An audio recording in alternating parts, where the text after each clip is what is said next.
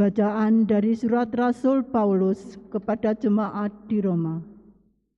Saudara-saudara, bukan karena hukum Taurat, Abraham dan keturunannya diberi janji bahwa mereka akan memiliki dunia, melainkan karena kebenaran atas dasar iman. Kebenaran yang berdasarkan iman itu merupakan kasih karunia belaka.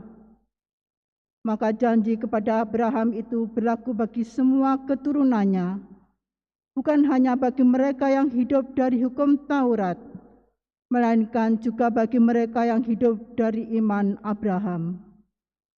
Sebab di hadapan Allah, Abraham adalah bapa kita semua. Seperti ada tertulis, "Engkau telah kutetapkan menjadi bapa banyak bangsa."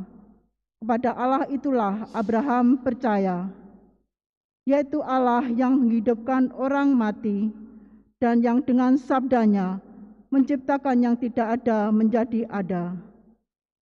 Sebab sekalipun tidak ada dasar untuk berharap, Abraham toh berharap dan percaya bahwa ia akan menjadi bapa banyak bangsa. Sebab Allah telah bersabda kepadanya, "Begitu banyaklah nanti keturunanmu." Demikianlah sabda Tuhan. Syukur kepada Allah. Selamanya Tuhan ingat akan perjanjiannya.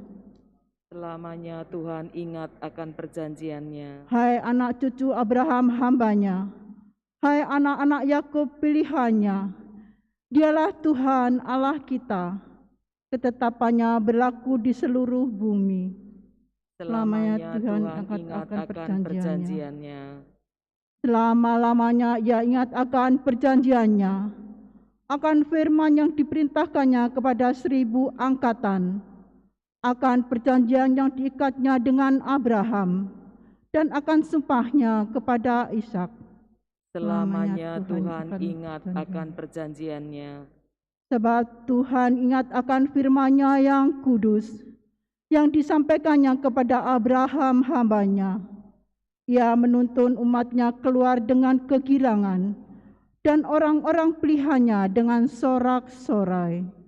Selamanya Tuhan ingat akan perjanjiannya. Haleluya, haleluya, haleluya, haleluya, haleluya,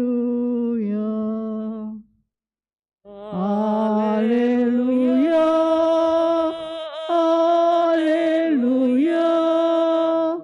haleluya, haleluya. Roh kebenaran akan memberi kesaksian tentang aku, dan kalian pun harus memberi kesaksian. Sabda Tuhan. Haleluya, haleluya, haleluya, haleluya.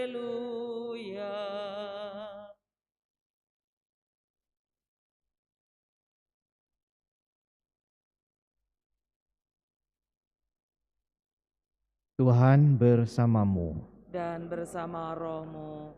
Inilah Injil suci menurut Lukas. Dimuliakanlah Tuhan.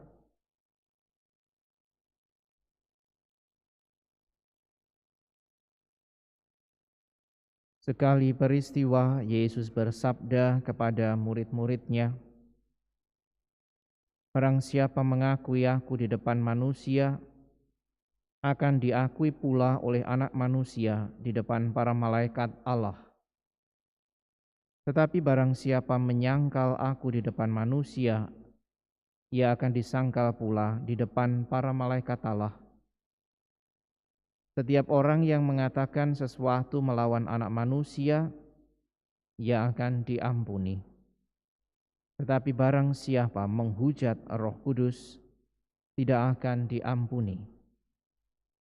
Apabila kalian dihadapkan kepada majelis atau pemerintah atau penguasa, janganlah kalian khawatir bagaimana dan apa yang harus kalian katakan untuk membela dirimu.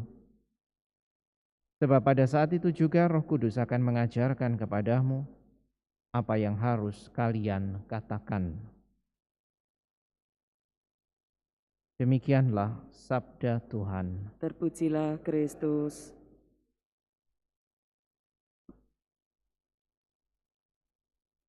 Saudara sekalian yang terkasih, dari sekian banyak ayat di dalam kitab suci, memang tidak banyak ayat yang secara langsung mengajak kita untuk sampai kepada keyakinan iman akan bimbingan Roh Kudus atau kehadirannya, atau bahkan efek yang bisa terjadi kalau kita menerima atau menolaknya. Hari ini salah satu ayat itu diberikan kepada kita, yaitu siapapun yang menghujat Roh Kudus tidak akan diampuni.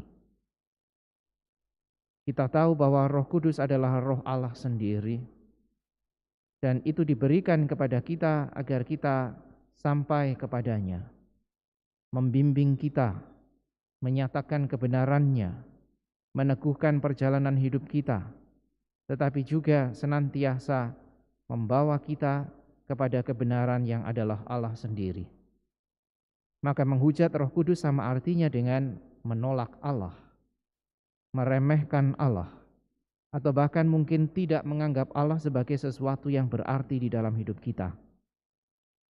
Maka tadi Yesus katakan, siapapun yang menghujat Roh Kudus tidak akan mungkin diampuni, karena itu artinya sama sekali menolak Allah. Saudara sekalian yang terkasih, hidup kita seluruhnya tergantung dari Allah. Seperti apa yang tadi kita dengarkan di dalam bacaan pertama, Abraham tidak memiliki dasar untuk misalnya berhitung tentang janji Allah. Tetapi karena imannya ia percaya bahwa Allah akan sungguh menepati janjinya. Maka iman kepada Allah memang melampaui segala kalkulasi manusiawi kita, perhitungan atau dasar-dasar yang bisa kita buat, sehingga lalu kita menjadikan alasan itu untuk percaya kepada Allah. Sama sekali bukan. Percaya kepada Allah seperti Abraham artinya memang melampaui segala pikiran kita, tetapi menyerahkan seluruh hidup kita pada penyelenggaraannya, yang tidak lain juga sebetulnya mempercayakan kita kepada bimbingan Roh-Nya sendiri, yaitu Roh Kudus. Semoga saudara sekalian dengan kesadaran dan penghayatan iman akan kehadiran Allah secara khusus lewat bimbingan Roh Kudus-Nya, kita pun semakin menyadari bahwa hidup kita tidak akan pernah dilepaskan dari penyelenggaraan Allah sendiri.